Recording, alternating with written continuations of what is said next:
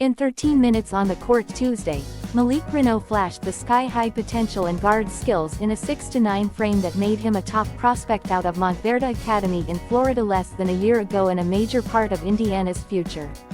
He also struggled defensively and committed enough fouls against a physical, aggressive Maryland team to limit himself to just those 13 minutes. Another freshman, Jalen Hood-Schifino, played 34 minutes and shot 1 for 14 from the field. IU was -11 with him on the floor. It was only 3 days earlier Hood-Schifino, the highest-rated incoming freshman in the Big Ten and also an alumnus of Montverde Academy, had played one of the best games of his young college career, burying three-pointers off the dribble, in transition and from well beyond the arc for 24 points against Ohio State. While they played out over different timetables, both Reneau and Hood-Schifino's Jekyll and Hyde acts had precedent. They've each had their good and bad moments over the past 3 months.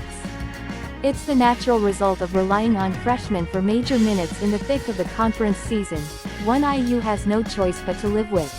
To expect either to have the poise or reliability of veteran counterparts like Trace Jackson-Davis or a healthy Xavier Johnson wouldn't be realistic for players who graduated high school less than a year ago. Both have to take their lumps, learn their lessons and develop on the fly as Indiana navigates the Big Ten. Reneau checked into the game at around the 13-minute mark of the first half, and Maryland saw an opportunity. Reneau leads IU with 62 fouls this season. Hood-Schifino is a distant second with 44. 38 seconds after the forward entered, Maryland's Hakeem Hart went after him, drawing a foul inside and going to the free throw line. So began Reneau's struggle to stay on the floor, even as he made plays in the limited time he got. He showed off his headiness and vision on a fast break, passing up a three-pointer to put the ball on the floor and dish to Caleb Banks for a layup. He posted up and made a hook shot. He drove to the basket and scored with a handle few young players of his stature possess. But he couldn't avoid fouling. He committed his fifth with 5 minutes left in the game, finishing with 6 points. Hood-Schifino missed three-pointers. He missed mid-range jumpers after curling around screens, the shots that have been nearly automatic at times this year. Floaters rimmed out. At one point he got stuck on a potential fast break layup.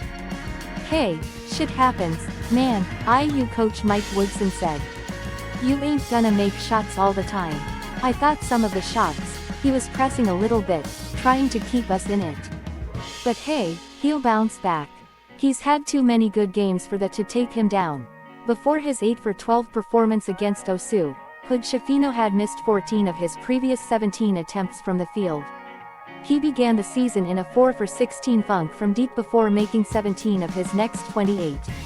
The ability is unquestionably there, even if the consistency isn't. Woodson has been generally pleased with Hood-Schifino's performance throughout the season, even on cold nights like Tuesday, because of his ability to facilitate and play defense.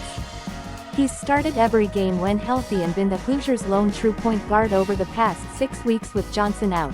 Tuesday night was just part of the process, one with a far greater score than a single game. Obviously you've just got to learn from your mistakes, but at the same time, he's been one of our rocks this year, Trace Jackson-Davis said of Hood-Schifino.